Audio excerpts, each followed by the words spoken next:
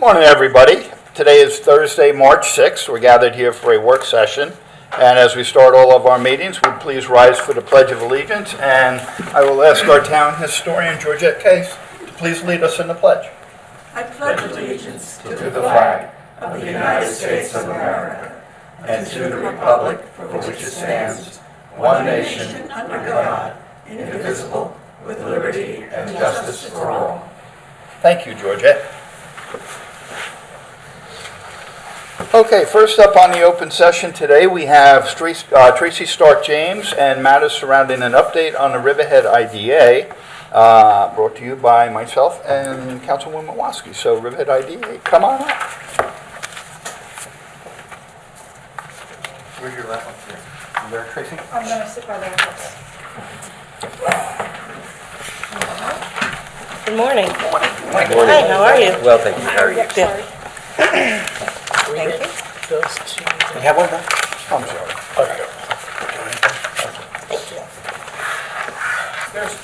Thank you for coming in Oh, today. no, thank you for inviting I can't hear us. you. Do you have an extra one for the press?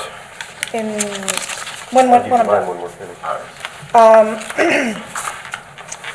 Thank you for inviting us in. We prepared a brief presentation involving the 2023 data. That's our most recent data. We're currently processing the 2024 data. And we hope that we can, once again, try and help the public understand the investment that the IDA incentives bring to the town. Today with me is Chairman Farley, Jim Farley, Vice Chairman Lee Mendelson, and our Treasurer, Doug Williams. Absent from us, but maybe viewing, is Barbara Rizzi, our new board member, and Lorianne Pipchinsky, who is our secretary. With that, Jim, would you like to? Yeah, well, I think we just a small set of slides here, and I'll just sort of lead off, and then I'm going to hand over to Lee to cover a number of the slides as well. And when questions come up, if they do, feel free. Okay. Should be pretty straightforward. The first slide, slide 2, is simply the group, which just put forward to you. But I think we'll just turn to slide 3, and we just want to, as Tracy said, we're using our 2023 numbers. 2024 is just getting sorted out. But there's 4 basic points we want to make about the idea in terms of our numbers, and that is that, number 1, we impact very few properties in real terms. And the second thing would be is that we're always in projects that are evolving and increase in assessed values, which is positive to the overall tax calculation. And as would follow from that, of course, we always have increasing tax revenue in terms of our activities. So the portfolio of the IDA is always increasing the tax revenue to the town on a straightforward basis. And finally, and also very important, we're also increasing jobs, as you'll see from the statistics that Lee will go over. I like to just replay that page Okay. again and again. That's what you just said. Well, we'll do it in the Because that's conclusion. How's that? yeah. No, it's important that not fiction, but facts define the conversation of the IDA. Always. We've got to stop the banter. And hopefully today will help. I think there's a lot of misinformation out there, misunderstanding, so I'm Yeah. so glad that you guys came in here Yes. today to kind of lay it out so that the public understands exactly what the IDA does and what the benefit of it is. Incidentally, in the past, the IDA presentations have always provided sort of what I'll call a knee bone connected to the thigh bone analysis of what we do and how the process works. But we have a pretty good video of that on our website. I forget which... It's right on the homepage. Yeah, right on our homepage. How it It walks operates. through the whole IDA process. So we won't address that today. We'll just get to our statistical analysis, really. Appreciate that, because people, all they care about is numbers. That's all we care about, so appreciate that. Well, we're gonna I say cut, I care about, I don't want to speak for everyone else. we're gonna cut right to the chase. So rather than teach everybody what the IDA is about, which again, you can look at that video, we're going to sort of summarize what we've done, what we're doing, so that you have a real-time picture of what's going on. The one thing that I do want to mention is that what people need to understand, and I know that the board understands, is that we're a real asset to the town. Nobody likes when taxes go up.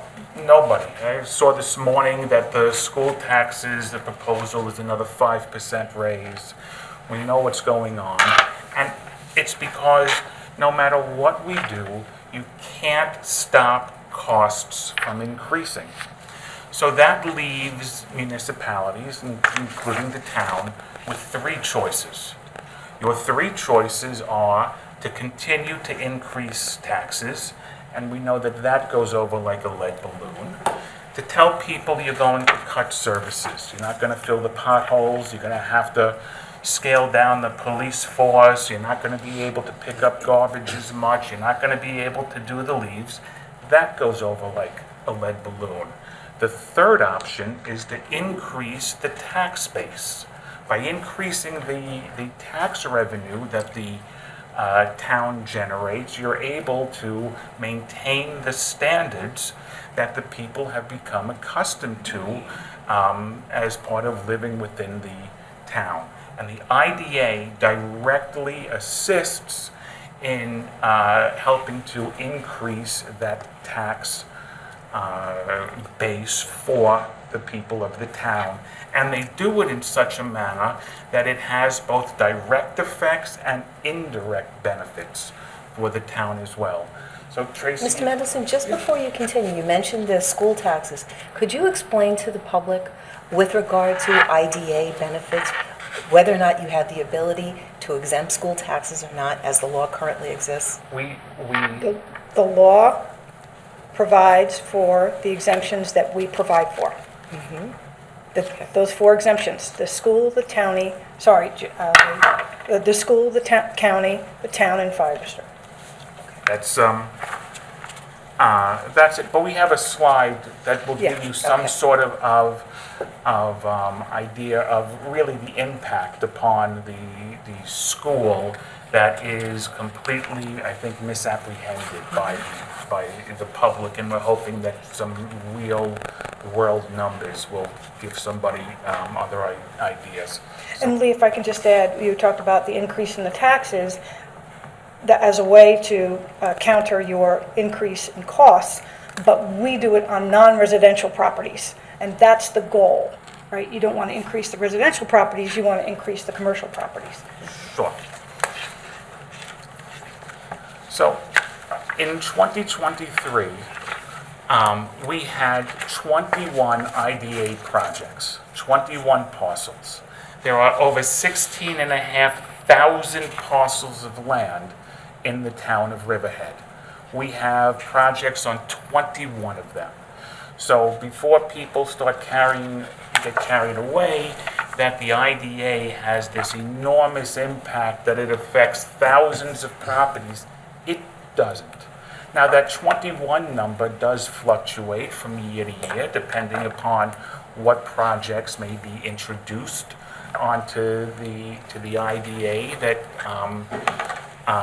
go forward, and which ones may come off the pilot rolls. So it's a bit of a rolling number, but we decided what we would do, since we had the most recent numbers from 2023, is we're just taking a snapshot in time so that you can have perspective just based upon that. So in 2023, we had 21 projects out of 16,500 parcels of property in the town of Riverhead. Next, Tracy. On those 21 parcels alone, before the IDA's involvement, the taxes generated from those 21 parcels was $720,000, give or take. The exact numbers are on the slide.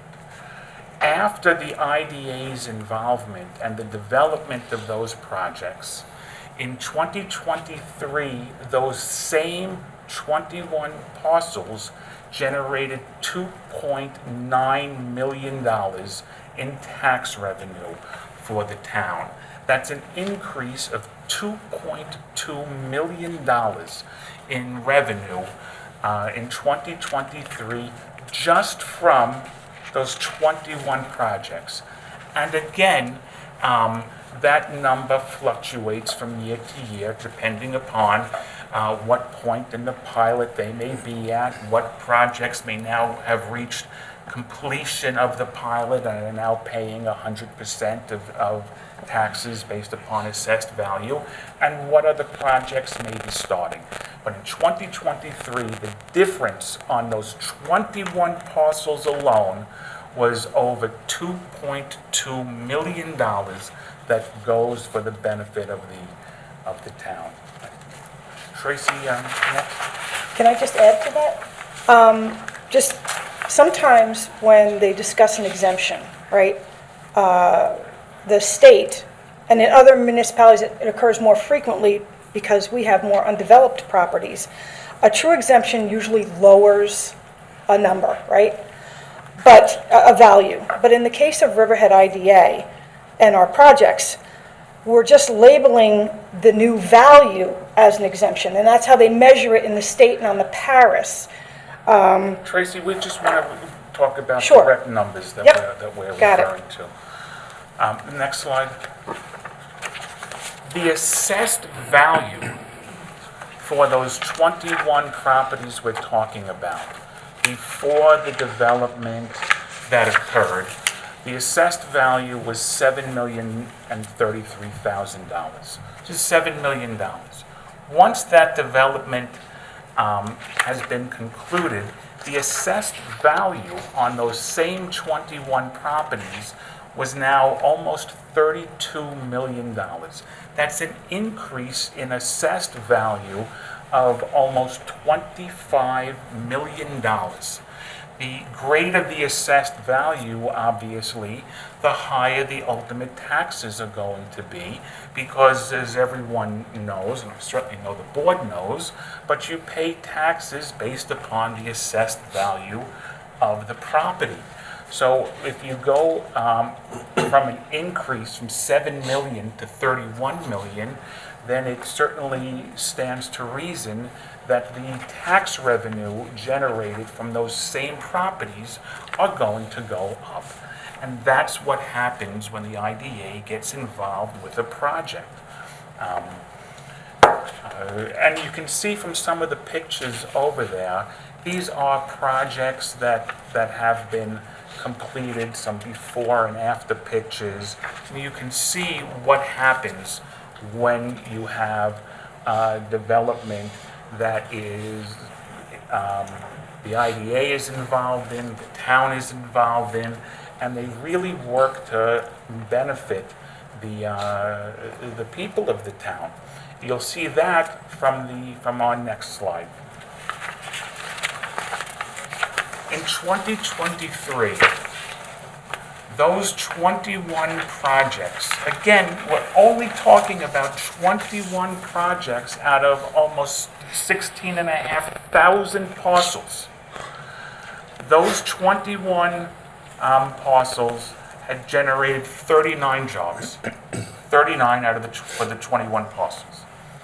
After the projects were developed, in 2023, there were 1,402 jobs on those 21 projects for an increase of almost 1,360 jobs on those 21 parcels.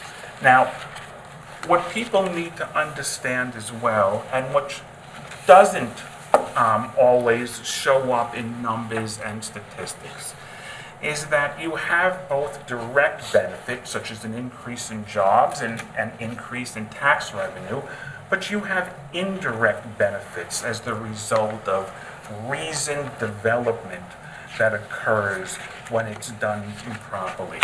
And by that I mean, you could take a more recent project of the IDA, which was the restaurant depot, which occurred in a shopping center that, as we all know, contained a lot of vacancies, including the space that Restaurant Depot took over, which had been vacant for at least a decade. That shopping center was not as thriving as it could have been. But Restaurant Depot came in and the parking lot got paved. New lighting went up in there. New signs went up. And as we had discussed in many of our meetings in public, that we believe that a project such as this one would have additional benefits. And sure, what happened? You now have a furniture store next to the restaurant depot. Next to the furniture store came in Ollie's, a national chain with its, this is the furthest easternmost store that Ollie's has. And slowly but surely, you can just watch as you drive by the transition from a shopping center that was once, let's say, lacking in vitality, to a shopping center that is now vibrant, and we expect it will be more so as time goes by. Nothing happens instantaneously. It all takes a matter of time. The other thing we'll tell you about Restaurant Depot, and which happens with other projects, is people often criticize the IDA, saying that if these developers wanted to build a project in Riverhead, they would build it without regard to whether the IDA gave benefits or not. That is simply not true.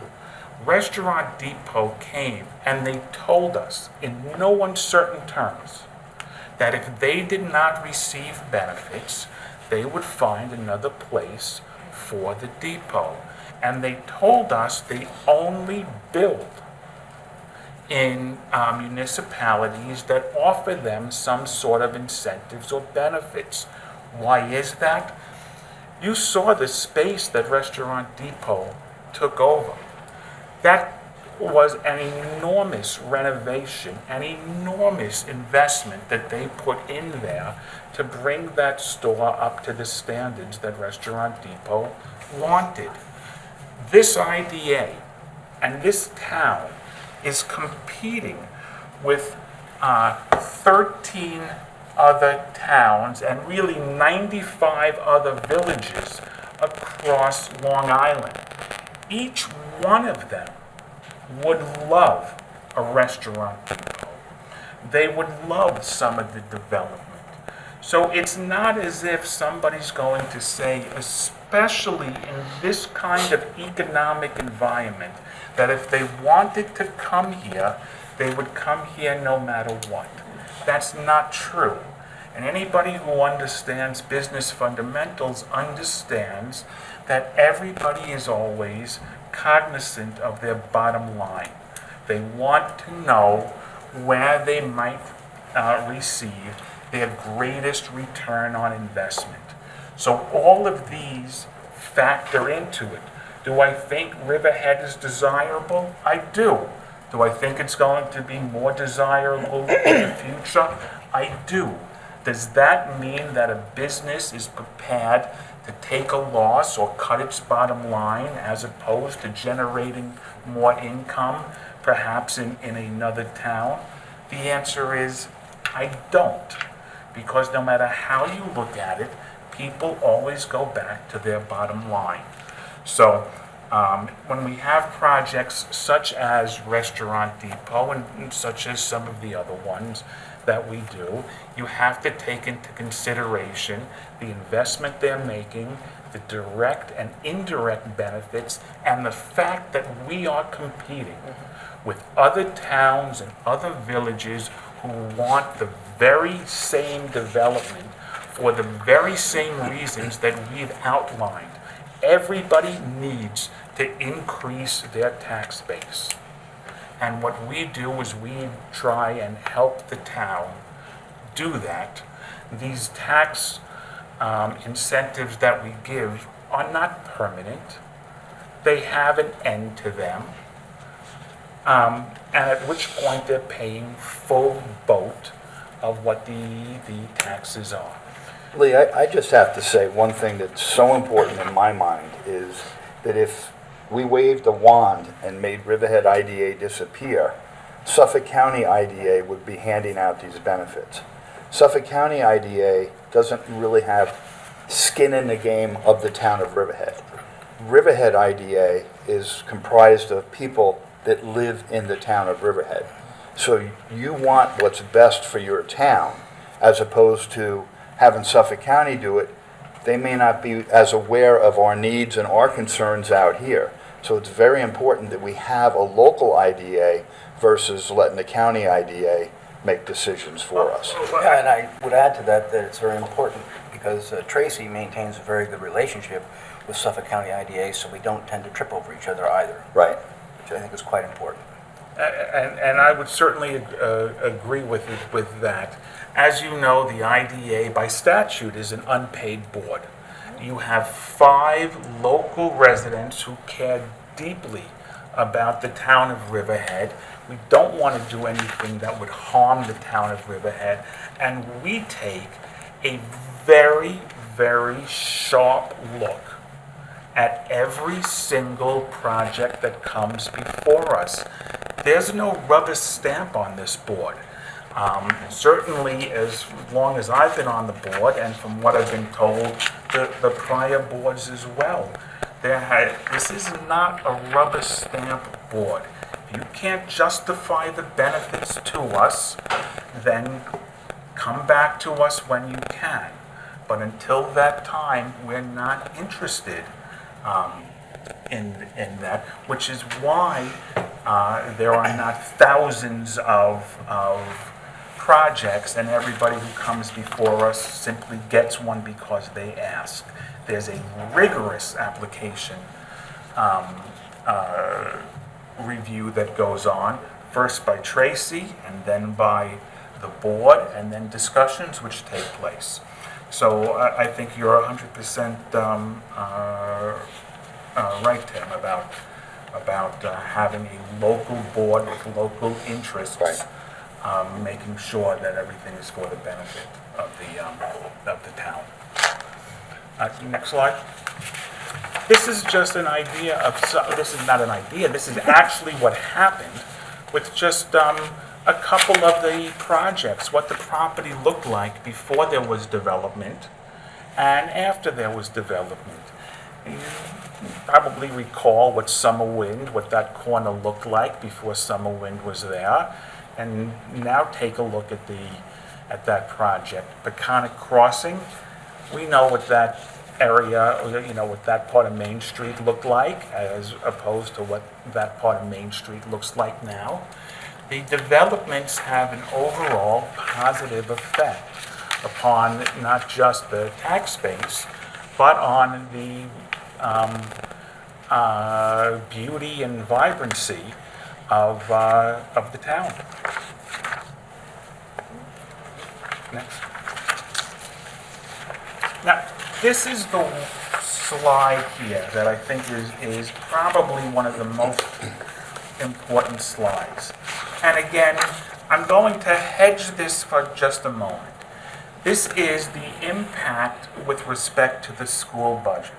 We don't have a meeting where somebody doesn't raise an issue about our detrimental effect upon, or perceived detrimental effect upon the school budget. It's not true. And it's not true by a lot, okay? Over the last 10-year period, the school budget was $1.54 billion. That's billion dollars. And I saw in this morning's news that the projected budget for next year, they're estimating at another $210 million. Now, I have trouble wrapping my head around that for 5,600 students or so, the school budget is $210 million. Meanwhile, the town budget to provide services for 35,000 residents is less than that. Put that aside for a moment. We have been accused, although we have not been able to reconcile the numbers we've been accused of costing the school district over the same 10-year period $15 million. So let's put that in perspective for a moment. Assuming for a moment that number is true, and we're trying to figure out where that number came from. If it was 15 million as opposed to the 1.54 billion dollars over the same 10-year period, you're talking about a temporary proportional impact of less than 1%. Less than 1% of the budget over the last 10 years. That is, at best, a statistical anomaly. And at worst, you're talking about $100 a student, maybe, if that's what you're talking about. But what everybody forgets is that each year, those pilot payments increase. And we already showed you that the same property, if they didn't have that IDA development, would still be paying the same $700,000 in real estate taxes that they were paying prior to the development, that in 2023 they paid $2.9 million for. You do the math and you will see that what the school should be doing is working with us and working with the town, because they need the increase in the tax base just like everyone else does. So if the school wanted to insist that these developments don't occur and they continue to receive $700,000 on those 21 properties, and they lose the additional $2.2 million that they received in 2023, or their proportional share, well, then that school budget or the increases that they will need on behalf of the public would only be more so than what they are now. So that's the point. I'm sorry, Jim. And also to that point, strategically shifting the revenue sources, particularly for funding the school budget, which seems to be the elephant in the room for the town, shifting the sources of that revenue to the commercial and industrial sector of the town is extremely critical in order to, shall we say, balance or cushion the impact on the residential side of the community. And that continued growth in taxes is not a healthy thing for the community. According to your numbers, if you go back to the, 792,000, right, and a lot of those properties, I know from being on the board, have been, blighted for 10 years plus, right? Yeah. It would be about a $300 increase per student if the IDA did no projects, Could be, Oh. but roughly, because it's, right, your numbers, guys, 3 times. Roughly, yeah. Yeah, But I think our overriding point here, though, is that the school budget's beginning to grow to a size where we don't really register impact there. understood. I mean, we've got the blighted properties redone, and we have increased employment. These are all things we can add to. We don't look at any project with respect to there seems to be a lot of sensitivity in town in terms of a project that brings more children in. Well, frankly, that's, on this board, more kids in town is great, as far as we're concerned. So we never do a project where we ignore, if you will, impacts on the schools. We look at those numbers. We look at the potential students coming into new projects and so forth. So it's all considered. In simple math, basically, without the IDA, last year, the residents of the town of Riverhead, including business, commercial, but me, my personal home, all of us would have had to pick up another $2.2 million of the school, of the overall budget. So, that would have had to be, if you guys didn't exist and these projects didn't go through, Correct. everybody would have had to absorb that increase. So your right. direct impact is in the long run, is you're saving every resident in this town money. You got looking at the long-term picture. So we thank you. And I just want to add one other thing that you brought up, and the supervisor brought up. when Suffolk County IDA gets involved in a project in Suffolk County, they're not interested in each individual town, to your point about being local. So often, their pilots are reduced dramatically. They're charged with economic development throughout the county, not for individual towns. So if you decline Restaurant Depot or anybody else, they have the option to go to Suffolk County IDA. Okay, I want to just make that clear to the public. So I think, I was just going to say, this is this is the absolute best presentation the IDA has ever done to explain it to a level where our residents truly can understand. If they just watch this segment and listen to everything that you just spoke about, this makes so much sense to have, and it's been nothing but a good thing for the town of Riverhead. And we see it all the time in the comments. Well, why doesn't my house get, why can't I go to IDA benefits for my house? How come I don't get those? Well, because A, you're residential, you guys only work commercial. But the big concern is that this money is coming in, and this number, the 2.2 million, is only going to grow each year, because the further these projects get into their years down the road, the more money the town recoups to finally when they reach full potential. And then they come off the road. And then they come, right, exactly. So it just makes sense all across the board. I will say one other complaint that we have heard often is your website, is the website itself. And I know you've made some changes to it, so, and pretty big changes. So I would just like maybe if you could touch on that. Yep, sure. Unfortunately, we did want to unveil a dashboard, which would be a comprehensive tool that provides individualized information on each project, the numbers, and a little brief description of what they are. It wasn't ready for unveiling today, but we'll have it before the end of the year. We're also doing a new website that's very simple, very clear. It just, I don't like to give excuses of the nails that built the house of failure, and so I don't want to give excuses as to why it's not up and running yet, but we'll get there. And I have seen it. And you have seen it, yes. I've And seen it too. It blew me away. Yeah, it's really good. Yeah. Great stuff. So I just asked everyone to have some more patience with us. Nobody It's just- understands that more than this town board, because I know. Yeah. So, working in government is like walking in knee-high mud every day. And I just wanted to just follow up on what you were saying, Supervisor, Mr. Middleton, that if we did not have our own IDA, the county steps in. And I know of a situation that happened in Southold, where they did not want a hotel or some type of resort, and the county put it in, because they had the county IDA. So it's very important for everybody to understand the importance of our own IDA.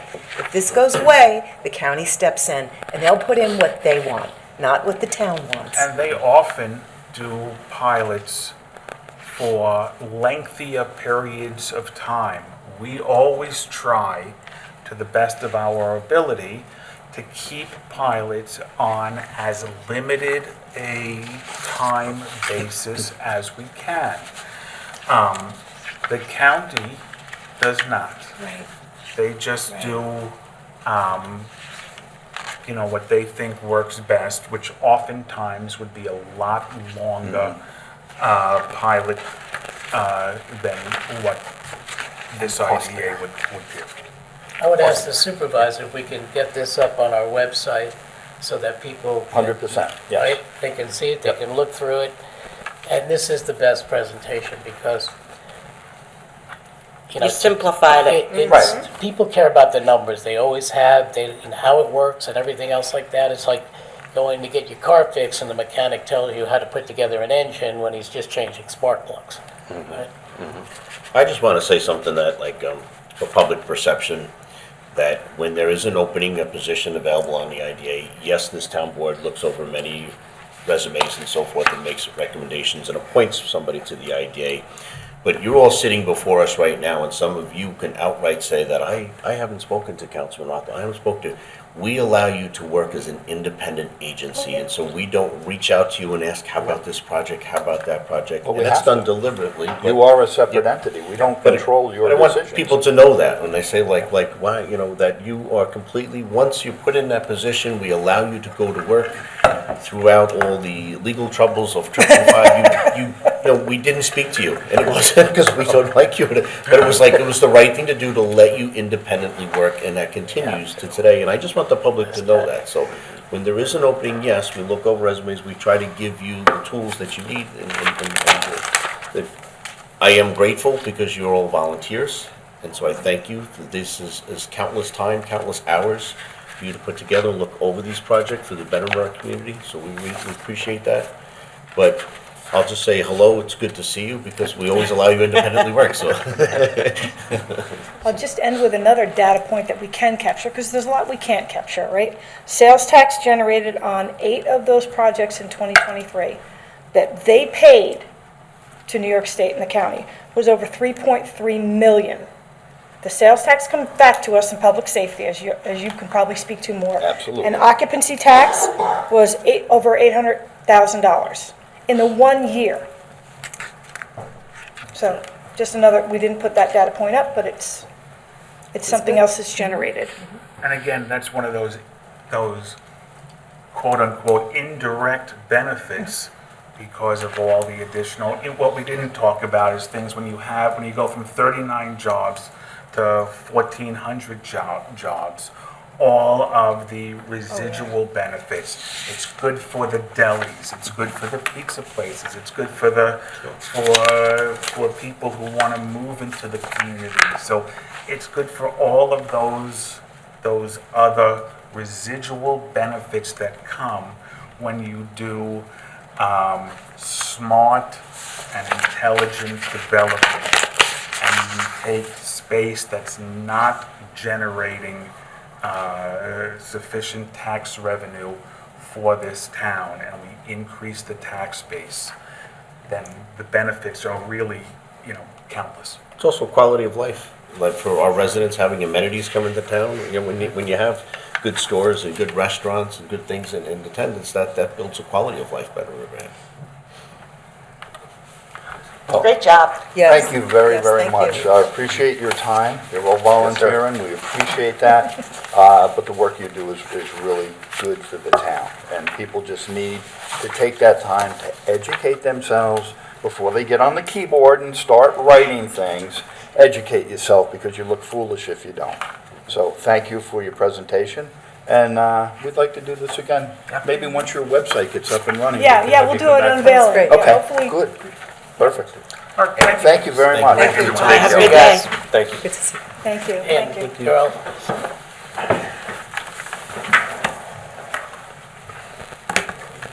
That was great. That was a very good presentation, very well done. Okay, we've all been waiting for our next presentation. We have Georgette Case, the town historian, and she will be going over her annual report with us. And Denise Merrifield is her liaison, Yes.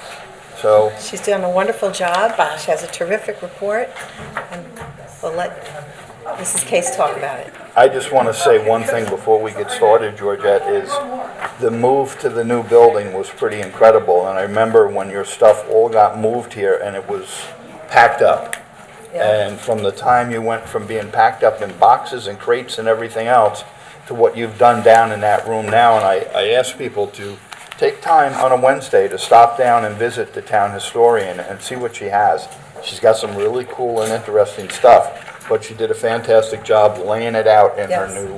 her new digs. So, very good job. Well, I brought the picture. That's what I'm talking about. yeah, it's in Yep, here. yep. You put it down. Lay it Yes, in the right here, center. and they'll zoom in on it, and And I have to commend Robbie and Tommy that they were so helpful. Oh, you want that moved here? We'll do it. Don't do it. We'll move it. And they put all the books. I have over 750 books. They all have Dewey Decimal numbers. And they put them all in order. And that took some doing. that's awesome. This is what it looks like now. I mean, this is what it looks like when we moved in. There's Robbie and Tommy. They're buildings and grounds workers that we have. And you have to stop in to see what it looks like now, because I will tell you, it's incredible. It really is. And she's got a ton of stuff down there, and you can just walk around and browse, and or if you have something particular, old family history, something you want looked up, this is the lady who takes care of it. She does a fantastic job. There are 41 framed pictures on the walls. Yeah, it's amazing. Great job. And also, what she does is she puts a different display up at different times of the year out here in our glass showcases, highlighting different eras, different seasons, different things, and so it's always changing. So we ask you to come in and take a look. It's she does a great job, and we're very proud to have you here. I saw former Chief Joe Groton standing outside the glass last week looking at the police things, and I could just see his mind going, just like to reminisce about all those old times. Oh, absolutely. I love Absolutely. being downstairs there, looking at all the photos you have of the homes and how they've changed, and many of them still are around. It's Yes. wonderful. It's really great. Well, New York state law requires that every municipality in the state have a town or village historian. And that law was passed in 1919. So being town historian is not a new job. And our anniversary is March 13th, but the town board doesn't meet until later or closer to the 13th. And in 2013, I decided we had to do something annually to celebrate this so people know how old our town is. So since 2013, we have had a small skit and the reading of the state law that established the town of Riverhead. Now, in my report, I talk about the Native American Grave Protection and Repatriation Act and the New York State Unmarked Burial Act. I did meet with our town attorney, Eric Howard, and I brought to his attention the information I received from the Town Historians Association. And it is very comprehensive. One of the items is 80 pages long. And it's very important because this whole area was walked and lived on by Native Americans. And if anybody finds anything of importance, bones, pottery, everything has to stop, and certain people have to be called. And the Native American tribe closest to our area would become involved. So I would suggest if anybody has questions about this act that they contact Eric. One of the highlights of the year was the 300-pound safe that was donated to us by Paul Lisinski. And it was once owned by former supervisor John Perkins. And it is very heavy. I do have the combination for it. So if somehow or other it gets closed, I can reopen it. And I think that's a fantastic piece of history for the town. Now, this would be John Perkins that was involved in the Perkins hotel? Same family? That was his brother. Okay. You have 4 large photographs in the main lobby here and 2 on the second floor. The 2 on the main floor are Rosabelle Reeve Lane and her daughter, and the other one is the home of Joshua Wells. And there's a piece there showing you what it is and who it is. The second floor are pictures from about the 1950s, when Matt and Helen Ammon's home on East Main Street was razed, and Sears Roebuck was built in its place. The other pictures that I had framed, they were postcards and large postcards, and I invited several departments to come and look at them and see if they would like to display them. And I only have one left. Everybody was very enthusiastic about getting it and displaying them in their offices. I want to talk about David Chippy. David Chippy was a black Civil War soldier. He was with the 29th Connecticut, and he saw a great deal of action with the 29th, and that was a group out of Connecticut. The SAR, also a reenactment group, was interested in marking the grave of David Chippy, and I was happy to participate, and you and Denise were also in attendance, and I donated the cemetery marker saying that he's a Civil War soldier. And he is listed in my book, We Will Not Forget Riverhead Civil War Soldiers and Sailors. And I have a copy of that book with me. As you can see, it's marked with the Dewey Decimal number.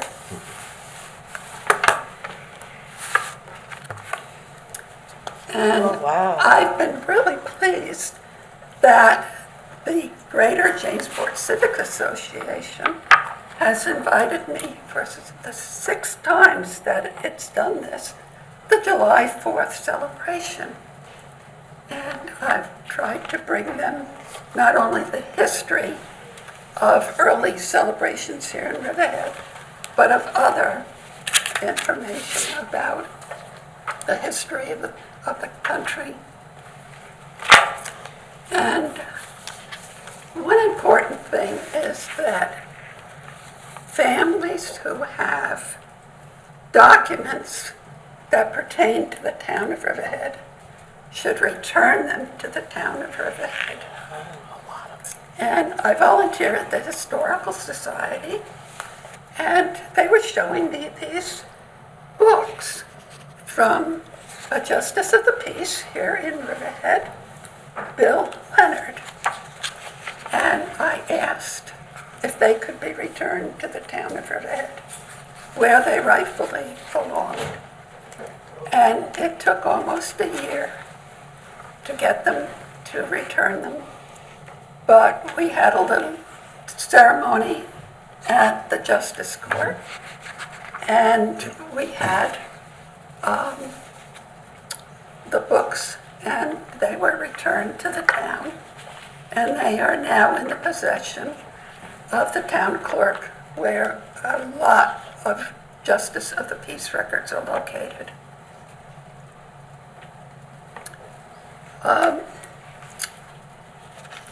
Another interesting thing that happened, Highway Superintendent Mike Zaleski called me on the phone and said, I have received I guess you would call it a blueprint of the building here on Osborne Avenue, but it's in bad shape. So I took a trip up to the highway department and I looked at it, and it was in bad shape. It's an original drawing by the architect of the building, Mr. Woods. And I got in touch with someone, I think in Maryland, who does this sort of work of restoring paintings and drawings. And I gave him that information, and he contacted Dawn Thomas to see what could be done about it. The display cases you mentioned, I'd love to show you this. a cranberry picker. I also have a larger one. And this was from the George Davis Cranberry Farm in Calverton. Cranberries were a big business here in the town of Riverhead because we had bogs. And in that display case, I had a cranberry recipe, No. which I have used several times. And there's one for each of you. Thank you. You make that for Thanksgiving, with the cranberry sauce, or is it bread? It's apples and cranberries. Maybe you could pass that. Georgette, I have a question for you. Yes. It's a casserole. You brought up Joshua Wells, Yes. and in the community center building in Jamesport, in where the rectory was, there's a corner cabinet, and in there is a note, and it says, like, that Joshua Wells was the first, let's see, supervisor of Riverhead. Is that correct? No. There's a note there. You should, when you're there, take a look at that note. It's handwritten. It was a Wells, but it wasn't Joshua. Which Wells was it? You don't have to tell me. There was a Wells. Your Maybe Joshua your Wells signed it. 1792 to 1880 book, that's this thing. We'll tell you what the first one was. Okay.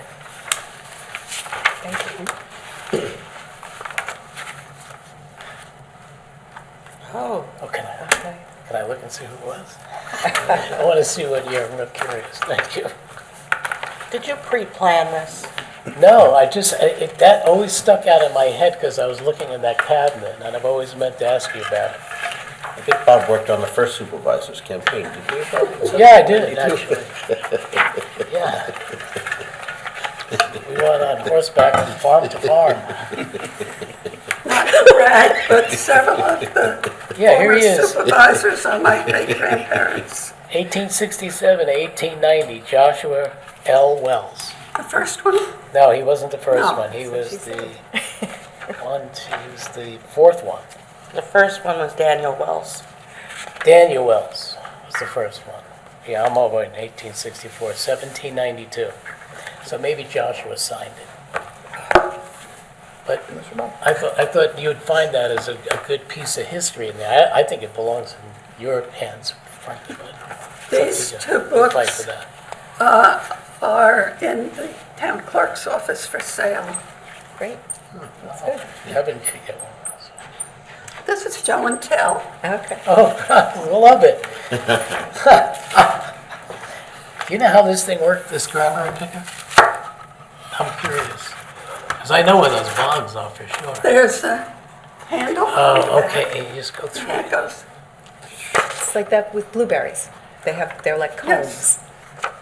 I thought it was a thumb piano at first, but that's great. You could use that for your hair. Yeah, I could, right? Thank you.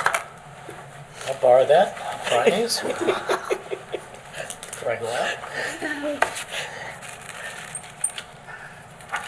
I got a call one day and they said, Riverhead Savings Bank records are being thrown out. And I went down and sure enough, there was a dumpster. And I went inside and I said, what are you doing? Well, we don't know who wants these. I said, I'll take some of the things. So I have the first book from the Riverhead Savings Bank. There's a lot of information in it. And among the items that I saved, this is called a copper plate for printing. And I have 2 boxes full, and I can just about lift them. And that corresponds to the Riverhead Savings Bank. Look at those rascals. They printed themselves. Can I see that book for a second? Thank you.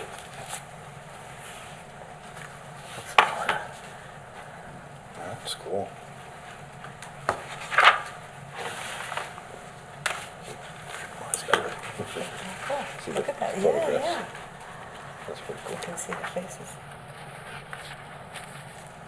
This is acid-free paper, 1909, 1911. and I use nothing but acid-free paper in the office. 1872. These years, 1872 to Total assets of the 1885. bank is 1870. This one person? $5,900. Some other books that I've written. The first book I wrote was, I think, 2003, 2004. Turn of the century hotels and B&Bs in South Jamesport and Riverhead. That is currently out of print.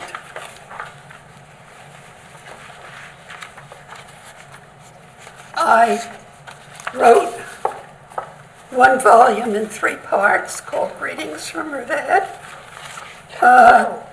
They tried to incorporate the village of Riverhead, but it didn't go anywhere.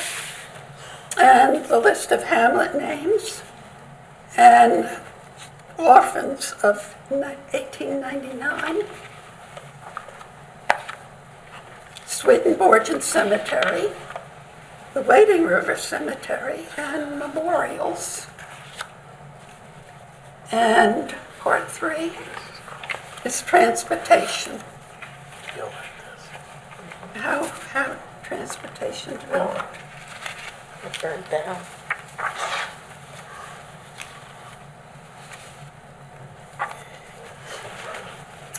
Because you have been talking about 214 Griffin Avenue, I did some research and I made a little booklet with information. James Slade started the first newspaper here in Riverhead. And Samuel Terry, who bought the house after James Slade, he had a lot of information, and I have a picture of him.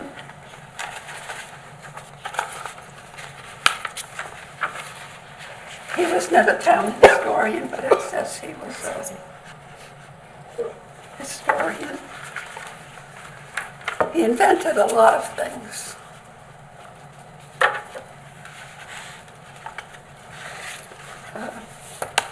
The Riverhead Methodist Church asked me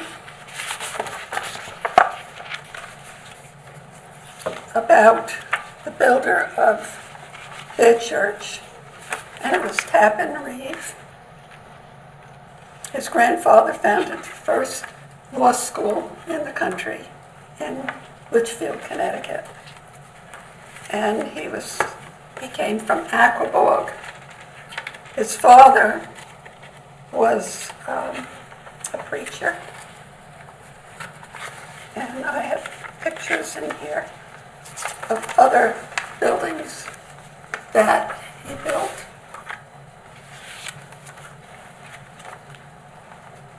He was born in 1812 and he died in 1882.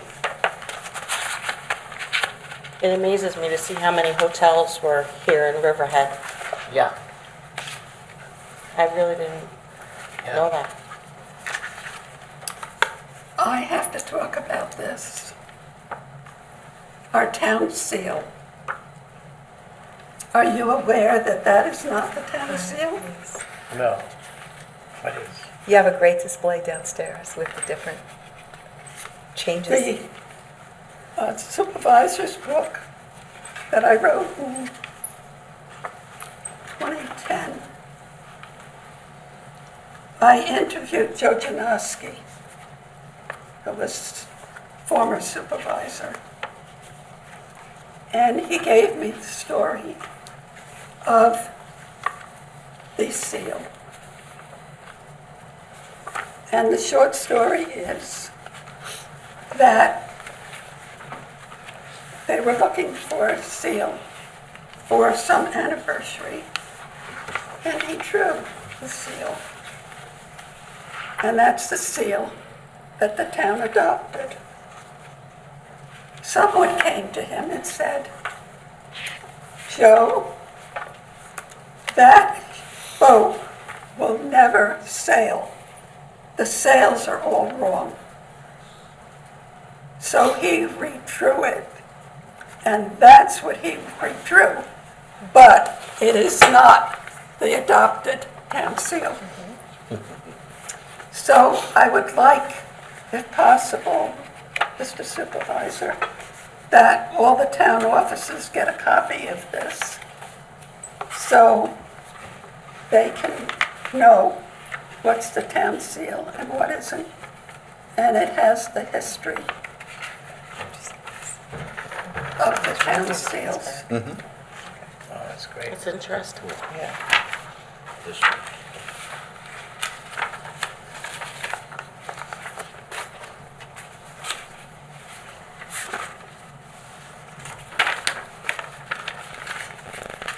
And the flags. And I did this in celebration of America 250. And if anybody would like a copy, if they I would. send me an email, I can take and give you an email with it attached. Okay, thank you. And America 250 celebration next year. I put together 30 ideas of things that people could do, and I've had them out on the table in the lobby, and they keep disappearing, so I hope that it's more than just interesting to read. I did contact the Recreation Department because I have number 28 is sponsor a kite festival one day at all town beaches and along the riverfront. And I would ask that the town board waive the fee for that day so people can just go and fly their kites in celebration. And I did hear back from Ray Coyne and he's interested.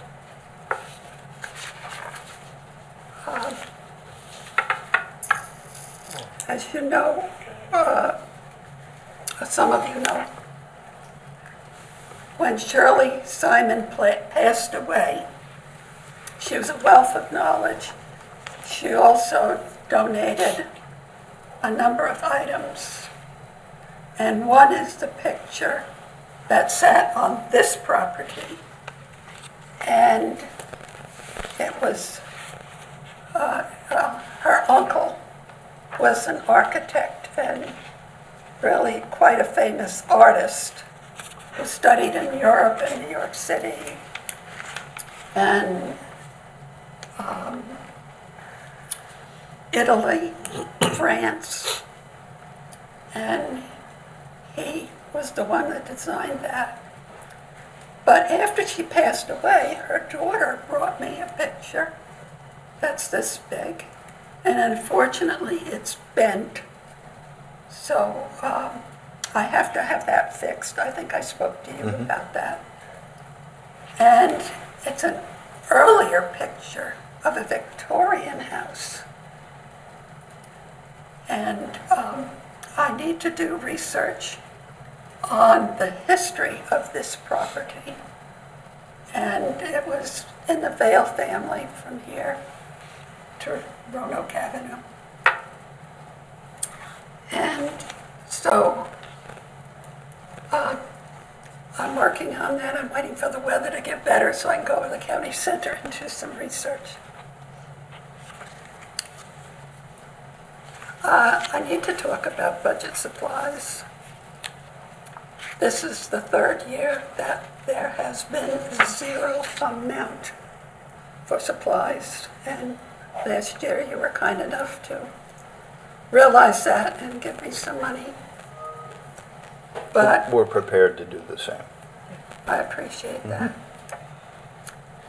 And I'm downstairs all by my lonesome. And if I fell or or something, dropped a box on my foot and I couldn't walk, no one would ever hear me. So I sent something off to Devin about a walkie-talkie that could be done and connected to the officer here in the lobby. And that would make me more comfortable. I'm sure we can do that. The best news, it's $40. That's even better news. So as long as it works from the basement up here. Yep, I'll take it right out of Devin's salary, no problem. Is that like a life Yeah. alert? It is, it's a smaller little, she wears it around her neck, and this way she can press a button and reach out to somebody in case she takes a tumble or, That's a yeah, good idea. absolutely. Do you have any questions about my office? Oh, surprise. Oh, there's more. To pull a rabbit out of there. This is my computer printout from this document. It is John Woodhull's oath of office from 1827. I put it in this because oil on hands damages the paper. But in between every document is an acid-free paper. So that's his original signature. Would you like to look at this? I'm afraid to touch it. It's all right because it's in plastic. Ken, don't take it out of the plastic. This one is for a liquor license from 1833. John T. Luce is granted a license to keep an inn or tavern and has the necessary accommodations to entertain travelers, and that a tavern is absolutely necessary for the actual accommodation of travelers at the place in which he now resides, and remaining a person of good moral character, is not permitted by this license to sell liquor of any kind unless the same be drank in his house, outhouse, yard, or garden. My kind of guy.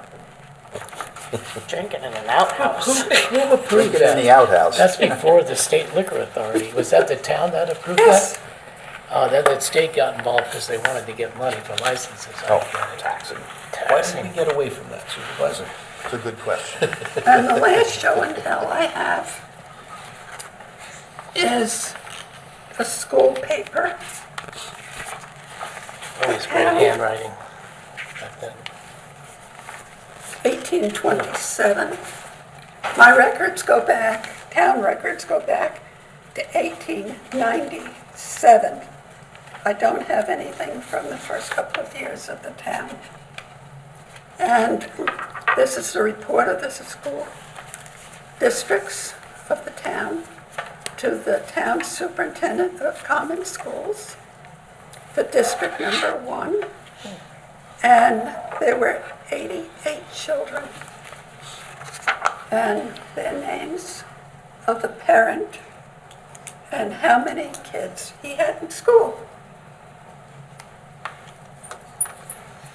So I'm still working on school records. They're a little boring. Curious if Bob Kerr's name was listed on that. One of the first With things. all of the things that you have in your First student of possession, Riverhead how School. did you determine which ones you were going to bring to us today?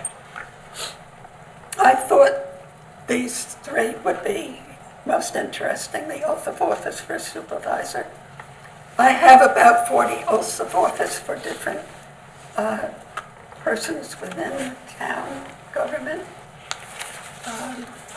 A liquor license I thought would be interesting. And I have a lot of school papers which list, as I say, a parent and the number of children he had in school. It's also interesting. I have papers that, where the school districts are consolidated and they have to sell the school. And I have election of school officials, trustees of the school. So I love being town historian, there's nothing better. You do a great job. I love that school on Sound Avenue, Yes, right by the liquor store, and Yes. how they used to cool that. They did it from the basement, and it was just a big opening in the basement, and then it came up and vented into the classroom, and also the chalkboards that went all the way across. And anytime when somebody is doing something with that building, I was like, I hope they don't destroy that, because I love that building. It's built so well. yes. And if anybody has a photograph of the inside of the building on the corner of Roanoke Avenue and Middle Road, Bob is looking for a picture of the inside of the, Studebaker, yes, the old Studebaker showroom. Yep, so, it's one of my favorite buildings. Cool. Another one of them. does anybody have any questions? Just for the public, Georgette, Wednesdays you're open, what are your hours? 9 to 3. 9 to 3 every Wednesday, and you come into the town hall at 4 West 2nd Street, jump on the elevator, go down to the lower level, Right. walk out the elevator to the right, and you'll see the town historian's office. Okay? Well, thank you so Yes. much. Well, thank you for We inviting love me. hearing this yes. stuff all the time. Between you and Richard Wines, I could sit and listen all day long, so I love the history of this town. And you've got some great artifacts, without a doubt. Yeah. So thank you for coming in, we appreciate it. Welcome. Thank you for all your good work. Yes, It really is. absolutely. And Georgette, I keep forgetting to bring it, but I am going to bring the celebration that was done in the 60s with the parade. Remember you gave me the CD? Yes, And I have it, I've converted it, I want to give it to these guys so they can do snippets. But, I mean, that's when Main Street was bustling. It's and incredible. we have to think about America 250 too. Yes. Yes, absolutely. I love the kite idea. I have a lot. I have 4 or 5 boxes of past celebrations. Bob still has his kite that had the tail off of it with the key hanging from it. Yeah, Yeah, yeah. when he was a little kid. these guys are having fun with me. Because you're such a good sport, I love I it. have to say. Yeah, Ben Franklin was a friend of mine. Yeah. I was there when he was doing that, so You gave him the idea. You probably. just should have patented it. You missed out on that. Key Well, kites. Georgette, thank you so Yes, much. thank you very much. We're going to Anytime. close the open session and move on to our executive session, and it's always interesting to talk to you, so I appreciate you coming in and what you do for us. Thank you. Do you need help with the box? No, it's not that heavy. Because Devin's here. No. I just have an announcement before you Yeah, close. go right ahead. So just so the public is aware, this Saturday, March 8th, we are having our second annual raising of the Irish flag, which signifies the upcoming East End Emerald Society Jamesport Parade, which is going to be on March 15th. The Irish flag raising is at the George Young Community Center, and that is at 10:30 in the morning. And then there's actually a leprechaun leap after that in South Jamesport. It's sponsored by the Watershed, and registration for that begins at 11 o'clock, and then it's basically a polar bear plunge. So we hope that you can join us for the raising of the flag. We hope to see you at the polar plunge and at the parade on the 15th. Awesome. Lots of good stuff going on. Yes, there is. Yes, there is. Okay. Can I move it? I have quick item here, okay. Remember Sunday, March 9th, daylight savings time? Turn your clocks forward, so we all lose an hour, but we get that nice daylight later in the evening, which is so missed for me over the winter. I hate when they change them back, but we'll get that hour back. And there are other events scheduled for spring and St. Patrick's Day around town. You can check on various websites. So people, have a great weekend. I got one more Yep, announcement. go right ahead. So I just want to take a moment to thank, so over the past almost 3 years, we have been working very diligently with the Suffolk County Department of Health, also with County Executive Ed Romaine. But I have to commend our building and grounds and engineers. Ken Testa has done an amazing job, and so I want to put up a photo up now if we can, Chip. So as of yesterday, our bathrooms have arrived at EPCA, Veterans Memorial Park. And so finally, all of our bikers, walkers, pickleball players, tennis players, baseball players, people utilizing the ice rink. So now we finally have, the restrooms have arrived. They have been lowered and put into place yesterday.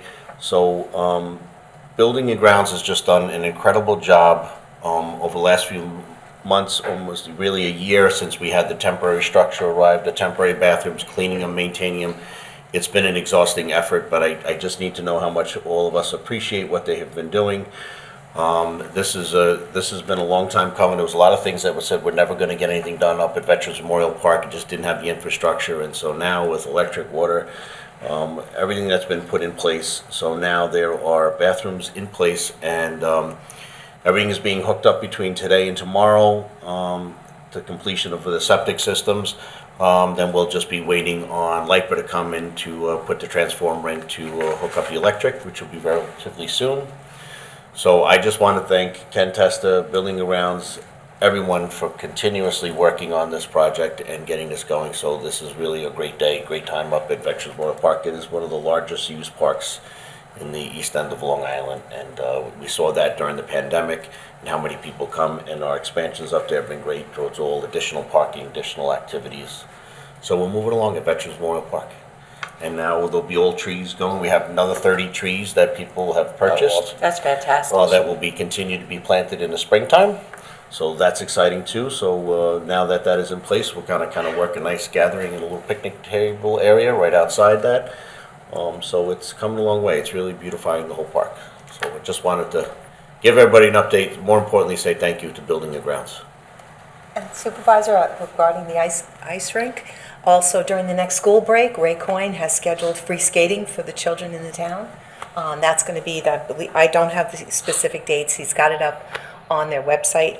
It's the end of March during the next school break. One is going to be a Saturday event, and the other is going to be a following Sunday event. I believe these are in the end of March, but we'll get back to you, and Ray has it posted as well. So it's free skates for the children of the town, free skating. Very good. And there's also going to be another day in April where it's going to be a weekday free skating for the kids as well. During their spring break, their Easter break. Yes. Good. Excellent. All right. That's it for open session. In a moment, we're going to go into executive session to discuss matters of personnel, matters surrounding a change in status of an employee with MERRIFIELD, PRUDENTI, and HURLEY, matters surrounding a change in status of employee with HOWARD, matters surrounding possible change in status of an employee, WASKI and Thomas. Under legal matters, we have matters surrounding contractual agreement between the Town of Riverhead and the BIDMA with HUBBARD and WASKI. We have matters surrounding potential Supreme Court litigation for town code violations with HOWARD. We have matters surrounding the sale lease of real property with KERN and HURLEY. And we have matters surrounding a possible MOA with HUBBARD. If I could have a motion to close open session and go into executive session? So moved. Second. All in favor? Aye. All opposed? Okay, open session is closed. Everybody have a wonderful weekend, and we'll see you next week, and we're going to go off to executive session. Bye-bye.